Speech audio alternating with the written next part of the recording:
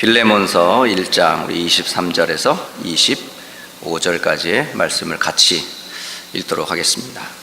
같이 읽습니다. 그리스도 예수 안에서 나와 함께 갇힌 자 에바브라와 또한 나의 동역자 마가, 아리스다고, 데마, 누가가 문안하느니라. 우리 주 예수 그리스도의 은혜가 너희 심령과 함께 있을지어다. 아멘. 오늘 아침에 여러분들 다 아침에 일어나셔서 거울들 다 보셨죠? 거울을 보기 전에 자신의 모습을 자신은 잘 몰라요. 그런데 거울 앞에 딱 선 여러분의 모습에서 무엇이 보여요? 고쳐야 될 부분이 보이죠? 머리도 고쳐야 되고 얼굴도 씻어야 되고 여러 가지 단장해야 될 게 참 많이 보여요. 한편으로 여러분이 보아야 될 거울만이 아니라 여러분이 꼭 서야 될 거울이 있는데 그게 바로 말씀의 거울이에요. 여러분, 말씀 앞에 여러분을 세워보세요. 여러분은 도대체 어떤 사람인지. 성경만이 우리를 정확하게 알려줘요. 내가 누구인지, 어디서 왔는지, 하나님 왜 나를 지으셨는지, 내가 왜 하나님을 알지 못했는지, 어떻게 하면 구원을 받는지, 구원받은 사람은 어떻게 살아야 하는지, 그 부분들이 성경에 가득 차 있어요. 이 성경에 구원받은 성도들이 모이는 공동체가 바로 교회입니다. 교회.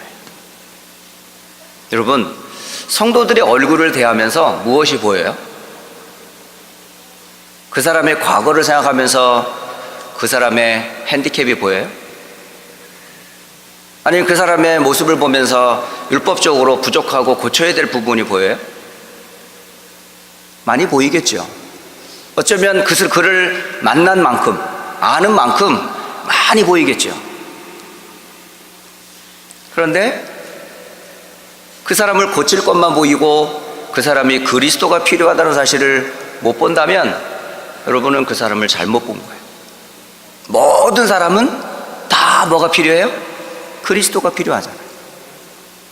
이 아침에 제가 여기 앞에 섰지만은 저 역시 그리스도가 아니고서는 절대 이 앞에 설 수 없는 사람이에요. 저나 여러분이나 사실은 말씀의 거울 앞에 또 하나님의 거룩하심 앞에 섰을 경우 그 어떤 사람이 얼굴을 들고 주의 얼굴을 대할 수 있는 사람이 누구겠어요? 아무도 없습니다. 모든 사람은 죄인이고 모든 사람은 사탄의 종되어 하나님의 진노를 받아 마땅하다 하고 고개를 숙이고 그 형벌을 기다릴 수밖에 없는 그런 죄인들이었었어요. 그런데 하나님이 우리에게 긍휼을 베푸시고 은혜를 베푸셔서 우리에게 한 이름을 주셨는데 그 이름이 바로 예수. 그 이름으로만 우리가 이 자리에 설 수가 있습니다. 12월 한 달 동안에 빌레몬을 대하면서 또 빌레몬서를 통해서 그가 몸을 담고 있었던 골로새 교회를 우리가 확인하면서 여러분, 복음 가진 한 사람, 복음 가진 교회, 복음 가지고 함께 전도운동에 서 있다는 게 얼마나 여러분 감격이 되고 감사가 되는지 모르겠어요. 오늘 아침도 시편을 묵상하면서 주의 말씀을 대하고 주를 경외하는 자들은 친구다 이렇게 표현이 되어 있어요. 같은 복음 가지고 같은 방향을 따라 함께 하나님의 나라 언약의 여정을 걸어가는 우리 모두는 뭐라고요? 그리스도 안에서 형제요, 그리스도 안에서 친구요, 그리스도 안에서 동역자요, 그리스도 안에서 함께 가야 될 사람들이에요. 함께 가야 될 그 사람이 모자란 게 보인다고, 함께 가야 될 그 사람이 흠이 보인다고 그 사람을 뒤로 할 수 있어요? 너 빠져. 너 가. 우리랑 안 맞아. 그러면 피니시 라인에 도착할 사람은 아무도 없어요. 그래, 같이 가자. 너의 약한 거 내가 알아. 너의 아픔 나의 아픔이야. 함께 가자 하고 끝까지 함께 가는 거예요. 느린 것 같잖아요, 그죠? 그 한 사람 때문에 피니시 라인에 도착하는 시간이 늦어질 수도 있잖아요. 그런데 그 사람이 골인이 안 되면 그 전체가 골인이 아닌 거야. 그래서 마지막까지 그 사람을 함께 가야 되는 거예요. 그 과정이 언약의 여정입니다.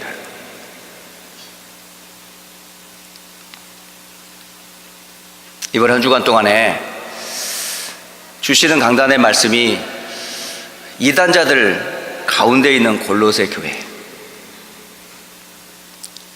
복음운동 했던 에바브라와 그 전도자 바울과 함께 했던 그 동역자들이 골로새 지역에 들어가기 이전에 그 땅은 어떤 땅이었다고요? 버려진 땅이었다고요. 버려질 정도가 아니고 세상에 임금인 사탄에게 잡힌 채 우상을 숭배하고 세상의 철학과 온갖 세상의 것들로 가득 찼던 그런 땅, 그곳에 생명의 빛을 전한 전도자들이 있었어요. 그 전도자들이 바로 에바브라였고 바울이었고 또 아키포였고 또 함께했던 오네시모도 역시 그 골로새 교회를 세우는 일에 함께 헌신했던 사람들이에요. 그런데 그 교회가 세워지는 과정에서 일어난 일들이 있어요. 왜 이단이 생길까요? 왜 이단자들이 생기죠? 왜 자꾸 교회가 이단자들의 속임에 성도들이 자꾸 무너지는 줄 아세요? 분명 이 말을 들으면 이단은 나쁜 거잖아요. 이단은 틀린 거잖아요. 이단은 구원받지 못하는 거잖아요. 여러분 다 아시잖아요. 이단자가 생기는 이유는 첫째, 사탄이 존재하기 때문에 그래요. 사단은 어찌하든지 바른 복음 전하지 못하도록 틀린 걸 자꾸 가리켜요. 사단의 교묘한 거짓말이 결국은요 구원받지 못하게 만드는 거예요. 거기에 많은 사람들이 동조하는데요. 왜 그런 줄 아세요? 그리스도로 충분하지 않다고 생각하기 때문에 그래요. 여러분이 받은 구원이 그리스도로 끝났다라는 결론이 안 나버리면 자꾸 뭐죠? 다른 거를 붙잡게 돼 있어요. 이단이 생기는 이유는 다른 게 아니에요. 여러분이 그리스도가 다가 아닌 것 같아. 뭔가 더 필요한 것 같아. 그래서 그걸 구해야 되고 그걸 찾아야 되는 줄 알아요. 여러분, 그리스도 말고 또 필요합니까, 여러분? 아직도 그리스도로 충분하지 않아요? 만약에 여기 저나 여러분 함께 가르치는 우리 후대들을 가르치는 교사분들이나 호트 사역자들이 그리스도로 완전하고 충분하고 행복하고 더 이상 필요 없어 라는 결론이 나지 않으면요, 여러분은 그 뭔가 부족한 것을 그리스도 플러스 알파를 더해야 돼요. 그게 바로 교회 안에서 일어났던 골로새 교회의 문제였던 거예요. 아니야, 그리스도로 구원받아야 되지만 인간의 행위도 있어야 돼. 아니 그렇게 행동을 하고서 어떻게 구원을 받니? 그러면 야, 세상 사람들이 너를 어떻게 보겠어? 행동을 똑바로 해야지. 그래야 구원을 받는 거야. 말로 맞아요. 이단자들의 특징은요 굉장히 합리적입니다. 굉장히 논리적입니다. 굉장히 우리의 약한 부분들을 잘 압니다. 그러니까 그 부분들을 얘기하면 거기에 내가 뭐요? 그렇지, 맞아, 그런 것 같아, 그러면서 넘어가는 거예요. 아담과 하와가 하나님과 함께하는 그 축복과 행복을 부족하다, 느꼈을 경우, 하나님이 나를 하나님의 형상대로 하나님의 그 축복 가운데 함께 해야 될 축복이 완전하다는 사실을 믿지 않았기 때문에 동산 모든 나무의 실과를 먹을 수 있었어요. 아무런 부족함이 없었다고요. 그런데 교묘한 사단의 속임이 뭐였어요? 동산 모든 나무의 실과를 먹지 말라 했지? 하고 말을 바꿔요. 그리고 대답을 들었어요. 하나님이 모든 나무의 실과는 먹을 수 있나 선악을 알게 하는 나무의 열매는 먹지 말라 해서 죽을지도 모른다 그랬거든. 충분하지 않았던, 그 언약이 완전하지 않았던 거라고 느껴진 거예요. 그때에 사단은, 마귀는 뭐라고 얘기했어요? 아니야, 네가 그걸 먹는 날에는 죽지 않는다고 확신을 심어줘 버렸어요. 언약으로 충분하지 않다는 거죠. 네가 따먹으면 그 따먹은 것 때문에 네가 하나님이 되는 거야. 하나님처럼 된다고. 그때에 다른 게 들어온 거예요. 여러분, 부족하다 느낄 때 귀를 기울이면 그게 맞아요. 그럼 어떻게 돼요? 여러분, 거기에 동조할 수밖에 없다고요. 선악을 알게 나무의 열매를 보아하니 먹음직도 하고 보함직도 하고 지혜롭게 할 만큼 탐스러운지라. 이에 하와가 그 선악과를 탐했어요. 그리고 먹었어요. 그리고 함께했던 그의 남편 아담에게도 주었어요. 그 결과 어떻게 됐어요? 하나님처럼 됐습니까? 있었던 축복을 다 잃어버린 거예요. 여러분, 복음이 완전합니까? 아직 부족합니까? 여러분 받은 구원이 부족합니까? 뭘 채워야 됩니까? 여기에서 뭐가 오는지 아세요? 이단자들이 생기는 거예요. 교회 안에 아직도 그리스도 말고 또 필요해? 예수 말고 또 필요해?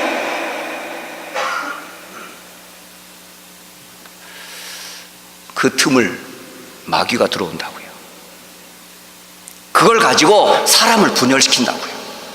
그것 가지고 복음 안에 있는 축복을 모르게 만든다고요. 여러분, 빌레몬서를 보려면 꼭 보아야 될 성경이 있어요. 그게 바로 골로새서입니다. 빌레몬이 몸을 담고 있었던 교회가 바로 골로새 교회였거든요. 그러면 골로새 교회에 보낸 편지에 바로 교회 안에 들어왔던 이상한 사상들이 있었어요. 구원을 해치고 그리스도로 충분하지 않고 다른 것을 자꾸 추구했던 거짓 교사들이 있었다니까요. 거기에 골로새서 2장에 나옵니다. 2장. 골로새서 2장 4절에 보면 교묘한 말로 속이는 거예요. 이 사람 특징이 뭔지 아세요? 우리의 이성을 만족시켜주는 거예요. 그러니까 세상적인 지식을 가지고 그걸 가지고 우리의 논리를 맞다라고 인정하게 만드는 거죠. 그게 뭐죠? 지성인들이 그래요. 책을 많이 본 사람들이, 세상의 경험을 많이 한 사람들이 사람들을 속이기에는 충분한 나름대로의 뭐가 있어요. 이거 가지고 속이는 거예요. 그러면 그런 경험을 하지 않았거나 그런 세상의 지식으로 무장되지 않은 사람은 그 부족한 부분을 뭘로요? 그리스도 말고 그 지식으로 채우기 시작하면서 그 말에 넘어가는 거라. 그리고 골로새서 2장 8절에는 사람의 전통과 세상의 초등 학문이라고 말하는 철학을 가지고 속이고 있어요. 학문의 꽃이 철학이라고 그러고 그 철학이 추구하는 목적이 뭔지 아세요? 지혜입니다. 지혜. 그 지혜가 우리의 구원을 이룰 수 있냐. 결코 지혜는 우리를 구원할 수 없는데도 불구하고 세상의 그 초등학문인 철학을 가지고 사람들을 속여요. 그게 바로 잘못된 철학이었었어요. 그게 교회 안에 들어온 거예요. 이 중세교회의 출발이 바로 그런 겁니다. 중세교회가 왜 그렇게 무너질 수밖에 없었느냐? 바로 복음으로 완전하지 않았기 때문에 인간의 철학이 플러스가 된 거예요. 그래서 아리스토텔레스의 철학과 플라톤의 철학과 소크라테스의 철학과 그리스 아테네의 철학들을 믹스해서 그것 가지고 복음을 틀리게 만들어 버렸어요. 인간의 이성을 가지고 하나님의 말씀을 이해시켰다니까요. 하나님이 주신 지혜는 완전했는데 그것을 세상의 철학을 방법을 가지고 사람들을 가르쳤어요. 나중에는 뭐죠? 하나님의 말씀보다 이성이 더 우선이 됐고 철학이 우선이 됐고 결국 철학을 최고의 학문으로 인정하고 성경을 밑으로 뭉겨버렸다. 그 결과로 어떻게 됐습니까? 하나님보다는 사람이 우선이 됐고요, 하나님의 말씀보다는 철학이 교회를 움직이는 근간이 돼버렸어요. 여러분, 철학이 좋은 것 같죠? 결코 그렇지 않습니다. 철학책을 백날 읽어보세요. 거기에 우리의 구원의 비밀이 담겨져 있는지 단 한 대도 없습니다. 철학으로는 절대 인간의 영적인 문제 해결할 수 없습니다. 그리고 골로새서 2장 16절을 보시면 거기에 또 많은 유대주의적 그 행위, 의식을 강조하는 단어들이 많이 나와요.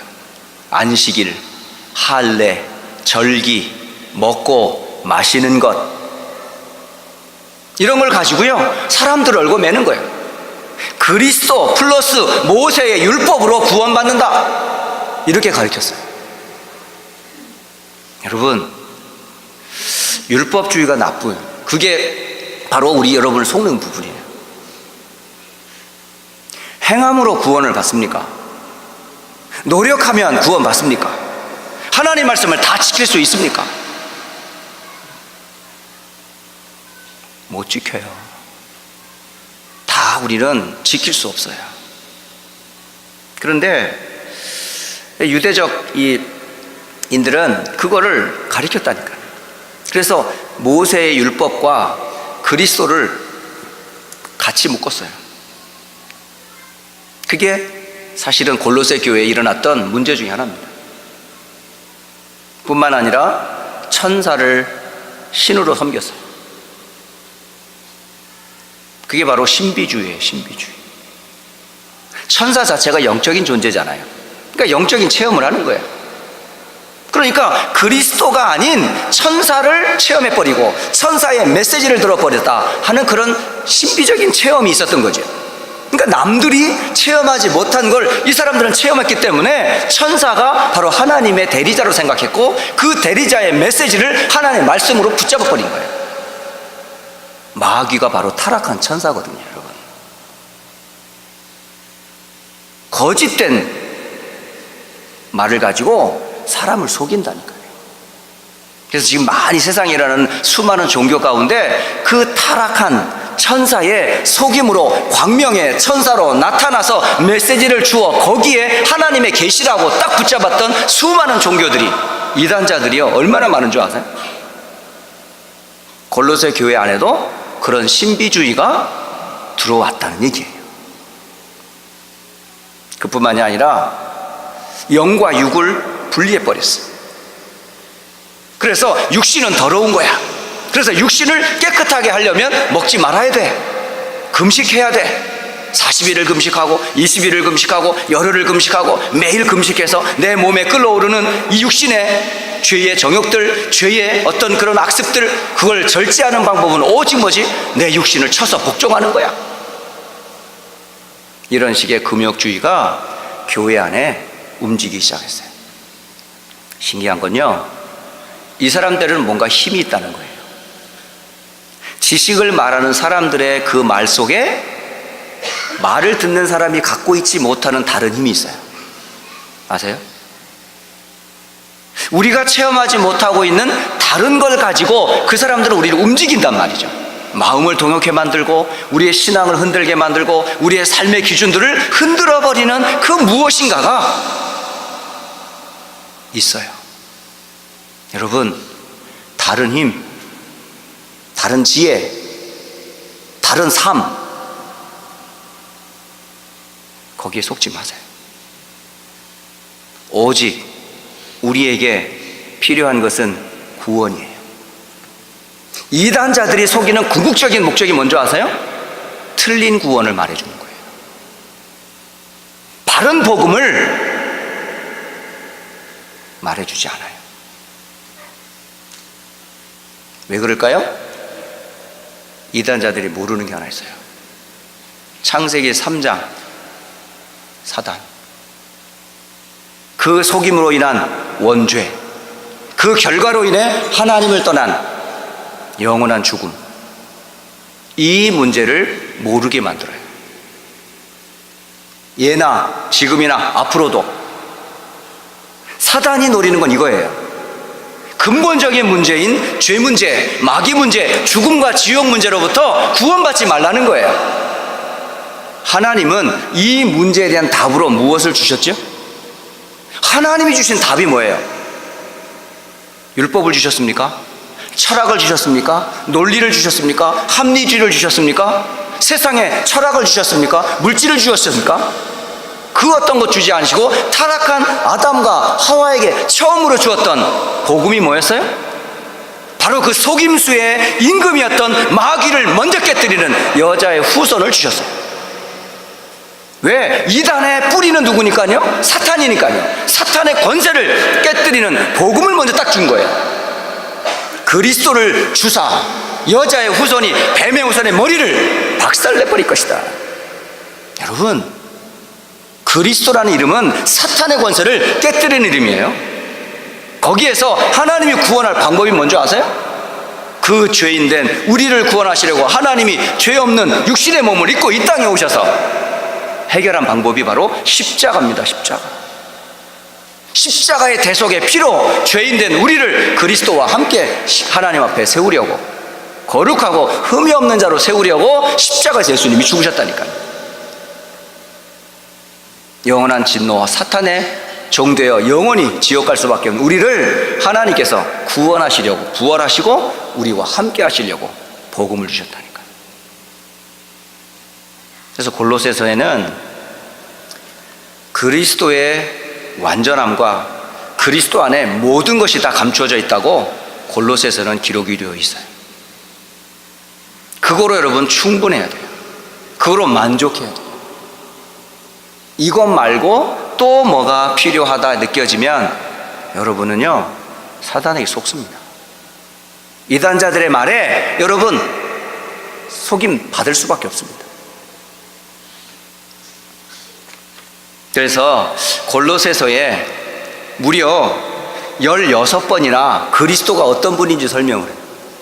아세요? 골로새서 1장부터 골로새서 4장까지 성경에 그리스도가 어떤 분인지를 설명합니다. 그 단어만 제가 쭉 나열해 보겠습니다. 그리스도는 하나님의 아들이시다. 흑암의 권세에서 건져내사 그의 사랑의 아들의 나라로 옮기셨다. 골로새서 1장 13절. 골로새서 1장 14절은 구속의 주가 되시는 그리스도. 그 아들 안에서 우리가 속량 곧 죄사함을 얻었도다. 세 번째, 골로새서 1장 15절. 그는 보이지 아니하시는 하나님의 형상이시다. 1장 15절에 모든 피조물보다 먼저 나신이시다.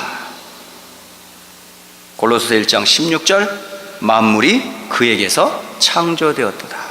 창조주 하나님. 골로새서 1장 18절 그는 몸인 교회의 머리시라.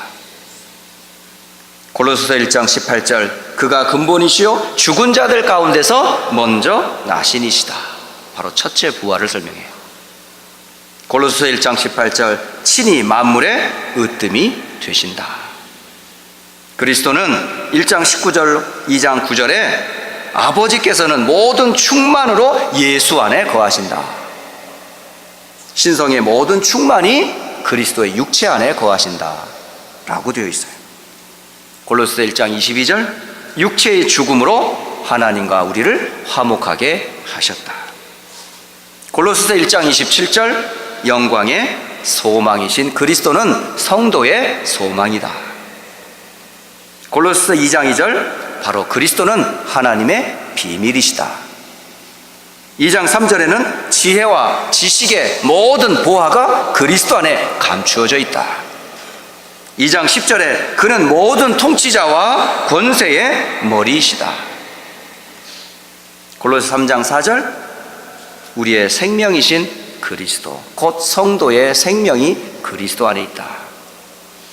골로새 3장 11절, 헬라인이나 유대인이나 할례파나 무할례파나 야만인이나 수구디아인이나 종이나 자유인이 차별이 없다.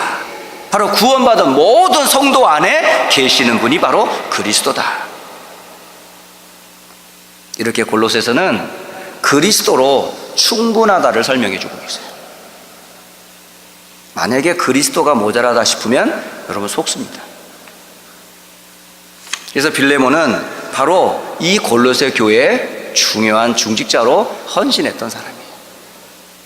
그리고 이 교회를 위해 헌신했던 중요한 사역자가 바로 에바브라라고 하는 사람이에요. 이 에바브라가 바로 이 그리스도의 비밀을 알리려고 수고했던 사람, 그리고 거기에 헌신하며 그 복음운동을 함께 동역하며 형제로 수고했던 빌레몬, 그리고 함께 병사된 자로서 이 골로새 교회를 헌신했던 사역자 아키포, 그리고 나중에 범죄자가 변하여 골로새 교회를 세우는 일에 헌신했던 오네시모, 여기에 배후에서 기도했던 사람이 있었는데 그게 바로 바울과 전도자들이었습니다. 여러분 지금 몸을 담고 있는 이 교회가 어떤 교회인지 아세요?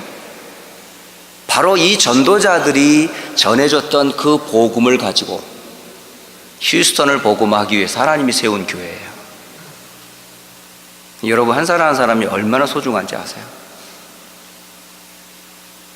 저는 그리스도라는 복음과 또 그리스도의 비밀을 가진 성도와 교회를 생각하면서 다시 한번 또 오늘 또 감사가 됐어요. 감격이 됐어요. 여러분 한 사람 한 사람을 보면서 또 한편 저는 너무 감사했어요. 그리고 그 배경 속에서 자라나는 우리 후대들을 생각하면서 너무 행복했어요. 2018년도 한 해 휴스턴 안디옥 교회가 지금까지 걸어왔던 이 복음의 흐름들, 앞으로도 2019년도 계속되어지는 미래를 두고 볼 때 휴스턴 안디옥 교회는 뭐만 말하면 될까요? 다른 것 말할 필요가 없습니다. 저는 다른 걸 모르니까요. 그리스도 이외에는 말하지 않기로 저는 작정을 했습니다. 십자가의 도와 그 그리스도가 아니면 저는 절대 구원받을 수 없는 죄인인 걸 제가 잘 알기 때문에, 하나님이 저를 이 강단에 세우고 하나님이 원하는 메시지는 오직 그리스도 이외에는 다른 복음이 필요 없다라는 것을 저는 알기 때문에, 결론적으로 여러분 어떤 사람에게도 흔들리지 말아야 될 구원자의 7가지 기준을 제가 정리하고 마치도록 하겠습니다.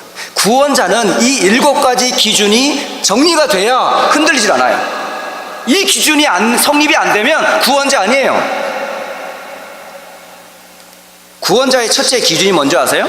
첫째, 사탄의 권세를 이길 수 있는 권세를 가지신 분이어야 됩니다. 왜? 모든 문제의 시작은 누구니까? 사탄이니까. 사단보다 강한 자가 누구밖에 없어요? 이 사단의 권세를 이길 수 있는 분이어야 구원자의 기준이 됩니다. 그게 요한일서 3장 8절입니다. 두 번째, 구원자의 기준은 창세기 3장 이래로 모든 사람은 죄인, 그 죄의 몸을 가지고 아담의 후손으로 태어났기 때문에 그 죄의 몸을 갖고 있는 모든 인간은 구원받을 수 있는 인간이 아무도 없어요. 그렇기 때문에 인간의 몸으로 반드시 와야 돼. 구원자 두 번째 조건은 인간의 몸을 입고 와야 한다는 사실이에요. 요한복음 1장 14절. 구원자는 육신을 입고 우리 죄 없는 몸으로 죄 있는 우리를 구원하셔야 되거든요. 구원자 세 번째 기준은 죄가 없어야 돼요. 죄 있는 죄인이 어떻게 죄인을 구원할 수 있어요? 그렇기 때문에 죄가 없는 자이어야만 우리를 구원할 수가 있어요. 히브리서 4장 15절, 베드로전서 3장 18절. 그리고 네 번째, 구원자는 반드시 아담의 후손이 아니어야 돼요. 아담의 후손은 전부 뭐죠? 창세기 3장의 원죄의 배경 가운데 태어나기 때문에. 그래서 구원자는 아담의 후손이 아니어야 됩니다.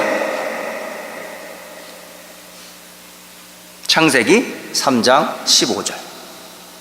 왜 성취자가 되어야 돼요? 그리고 다섯 번째, 구원자의 기준은 죄의 대가로 죄 없는 몸으로 죽어야 돼요. 그래야 죄를 용서받을 수 있기 때문에. 그게 바로 십자가입니다. 요한복음 19장 30절. 구원자의 여섯 번째 기준은 하나님이라는 증거로 반드시 부활해야 됩니다. 죽음을 초월할 수 있는 분은 한 분밖에 없어요. 바로 생명의 근원자인 하나님밖에 안 계시기 때문에. 바로 하나님만이 우리의 구원자라는 증거로 반드시 부활해야 됩니다. 고린도전서 15장 3절로 5절. 그리고 마지막 일곱 번째 기준이 뭐냐면 하나님과 같은 분이어야 돼요. 빌립보서 2장 6절로 9절. 그는 근본 하나님의 본체이시다. 이 일곱 가지 기준이 맞는 이가 딱 한 분이 계신데 그분이 누구일까요? 예수님이십니다. 바로 예수님만이 이 일곱 가지 기준에 완전히 맞아요. 다른 기준이 없어요. 어떤 위인도 사탄 못 이기고 인간의 몸을 입고 온 적도 없고 죄가 없는 자도 없고 아담의 후손이고 전부 죄의 대가로 죽었어요. 이 일곱 가지 조건에 완전 맞는 분은 한 분밖에 없습니다. 누구밖에 없어요? 그리스도 되시는 예수님. 그래서 우리가 예수님을 그리스도라 믿는 겁니다. 이 그리스도를 믿는 순간 저와 여러분은 구원을 받습니다. 그 이름은 지금도 그 이름 부를 때에 이 저주에서 우리를 구원할 수 있는 증거가 됩니다. 이 복음 이외에는 다른 기준이 없습니다. 휴스턴 안디옥 교회 성도 여러분들이 흔들림 없도록 여러분의 구원의 기준되는 일곱 가지를 여러분의 신앙의 기준으로 딱 나의 구원의 기준이 되어서 어떤 사탄의 소리에 흔들림 없이 세상을 살리는 전도자로 서시기를 주 예수 그리스도의 이름으로 축복합니다. 기도하겠습니다. 하나님 아버지, 사단은 지금도 그리스도 이외에 다른 복음, 틀린 복음, 거짓 복음으로 혼란케 하고 있습니다. 오직 복음은 그리스도 이외에 없습니다. 그리스도로만 죄 문제를, 마귀 문제를, 지옥 문제를 해결할 수가 있습니다.